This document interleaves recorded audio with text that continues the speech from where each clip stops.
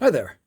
This is the BLU J7L, and you want to learn how to factory reset it or hard reset it. This is what it looks like. It has the blue back, cool square, kind of fake leather looking, and it says J7L on the back. And this is how we factory reset it or hard reset it. We're going to start with it powered off, and it takes just a second for it to turn off.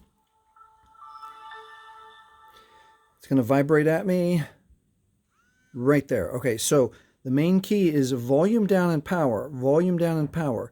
So hold volume down, hold power, get comfortable, because we're going to hold anywhere from 10, 15, even 20 seconds, depending on your phone. When we see the blue logo, we'll let go with both fingers. Maybe 10 more seconds. 9, 8, 7, 6, 5, 4. Keep holding. 3, 2, 1. All right, let go. There we go.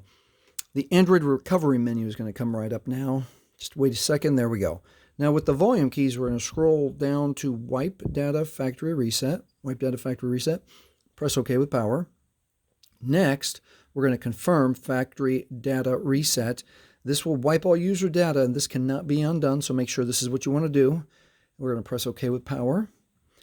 And depending on your phone, excuse the broken glass, depending on your phone, depending on how many photos, how many apps, it's going to say data wipe complete, and it could take 5-10 seconds for your phone, or maybe a little bit more. There we go. Data wipe is complete. Now it is safe to reboot the system and press OK with power. Now remember, if you've turned on your J7L with your Google or your Gmail login and password, 100% you will need your Google Gmail login and password to get back into the phone. Nope, keep that in mind when you are factory resetting, hard resetting your BLU J7L.